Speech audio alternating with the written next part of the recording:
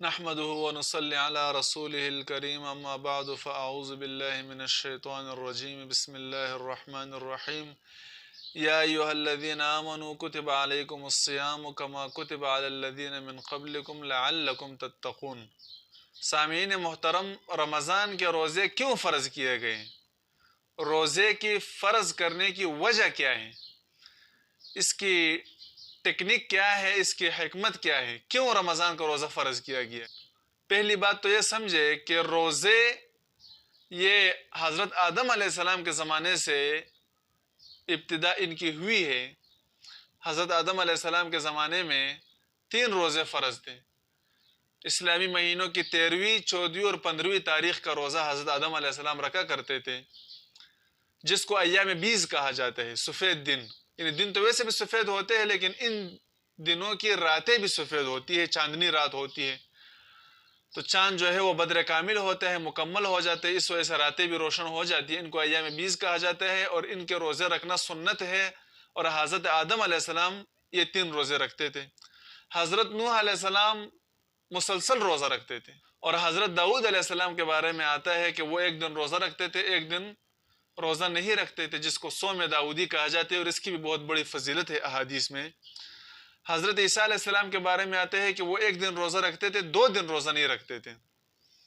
اسی طرح حضرت موسیٰ علیہ السلام اور بنی اسرائیل کے بارے میں آتا ہے کہ وہ عاشورہ 10 محرم کا روزہ رکھتے تھے، فرعون سے جب ان کو نجات ملی۔ اور عیسائیوں کے بارے میں آتے ہیں کہ ان پر 1 مہینہ روزے اللہ رب العزت نے فرض کی، انہوں نے 20 بڑھا دیے، 50 روزے رکھتے ہیں وہ۔ لیکن اسلام میں امت مسلمہ پر اللہ رب العزت نے 30 روزے رمضان کے فرض کیے، 12 مہینوں میں 1 مہینہ روزے فرض کیے۔ تو یہ 1 مہینہ روزے فرض کرنے کی وجہ جو ہے وہ اللہ رب العزت نے قرآن میں بیان کیا کہ یہ ٹریننگ ہے مومن مسلمان کے لیے۔ کس چیز کی ٹریننگ ہے؟ لعلکم تتقون، تاکہ تم لوگ تقوادار بنو، متقی بنو، پرہیزگار بنو۔ تقوی کسے کہتے ہیں؟ تقوی کا معنی اللہ کے احکام پر عمل کرنا، اور جن چیزوں سے اللہ نے منع کیے ان سے منع ہو جانا۔ حضرت امیر المؤمنین سیدنا عمر بن الخطاب رضی اللہ تعالی عنہ نے حضرت ابی بن کعب رضی اللہ تعالی عنہ سے پوچھا کہ تقوی کسے کہتے ہیں؟ تو حضرت ابی بن کعب رضی اللہ تعالی عنہ نے مثال سے سمجھایا اور پوچھا کہ امیر المؤمنین، کیا آپ کبھی ایسے راستے سے گزرے ہیں کہ جو خاردار راستہ ہو، جو کانٹے دار ہو، جس میں نیچے بھی کانٹے پڑے ہو اور کانٹوں کے جو پودے ہوتے ہیں ان کی شاخیں بھی اس راستے کی طرف نکلی ہو، تو اس راستے پر جب آپ گزریں گے تو کیسے گزریں گے؟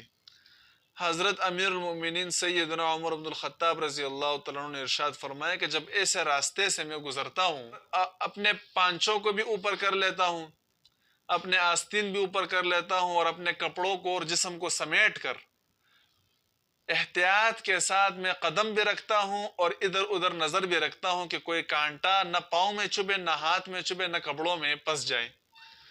تو حضرت ابی بن کعب رضی اللہ تعالیٰ عنہ نے ارشاد فرمایا کہ یہی تقوی ہے۔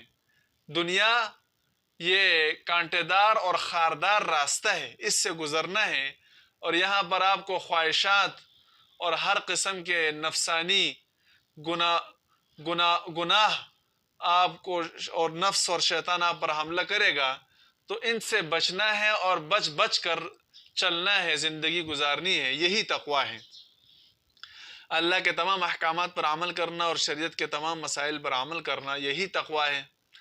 تو روزہ یہ تقوی کی ٹریننگ ہے۔ جیسے ایک فوجی برتی ہوتا ہے، تو برتی وہ سرحدات کی حفاظت کرنے سے پہلے وہ ٹریننگ حاصل کرتا ہے۔ جب تک وہ ٹریننگ حاصل نہیں کرے گا تب تک وہ سرحدات کی حفاظت بھی نہیں کر سکتا، دشمن کا مقابلہ بھی نہیں کر سکتا۔ اسی طرح مومن مسلمان کے لیے 12 مہینوں میں اللہ رب العزت نے رمضان کا مہینہ ایسا رکھا کہ جس میں مومن مسلمان 1 مہینہ ٹریننگ حاصل کرتے ہیں، اور پھر 11 مہینوں میں وہ شیطان کا اور نفس کا مقابلہ کرتے ہیں۔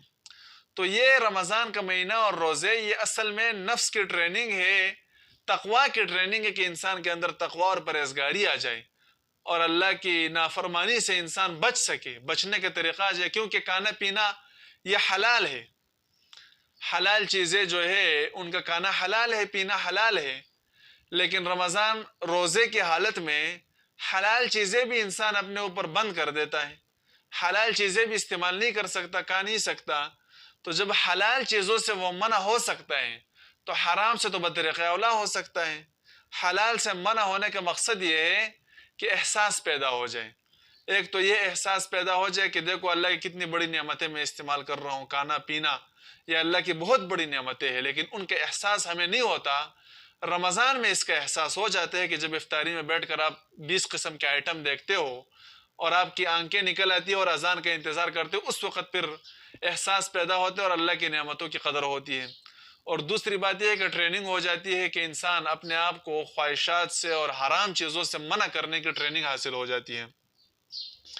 لیکن بعض بدبخت تو ایسے ہوتے ہیں کہ روزے رکھتے ہی نہیں ہے، اور بعض بدبخت ایسے ہوتے ہیں کہ روزے تو رکھ لیتے ہیں لیکن اس میں بھی اللہ کی نافرمانی کرتے ہیں، غیبت کرتے ہیں، چغلخوری کرتے ہیں، اور بعض لوگ گانے، فلمیں، گانے بجانوں میں اور گیموں میں اپنے آپ کو مصروف کرتے ہیں اور کہتے ہیں ہم ٹائم پاس کر رہے ہیں، روزے کو شارٹ کٹ کر رہے ہیں تاکہ روزہ جلدی گزر جائے۔ حالانکہ روزہ وہ تو اسی لیے رکھا گیا کہ بھئی آپ اللہ کی نافرمانی سے بچیں، تقوی حاصل ہو، پرہیزگاری حاصل ہو، اللہ کی عبادت آپ کریں۔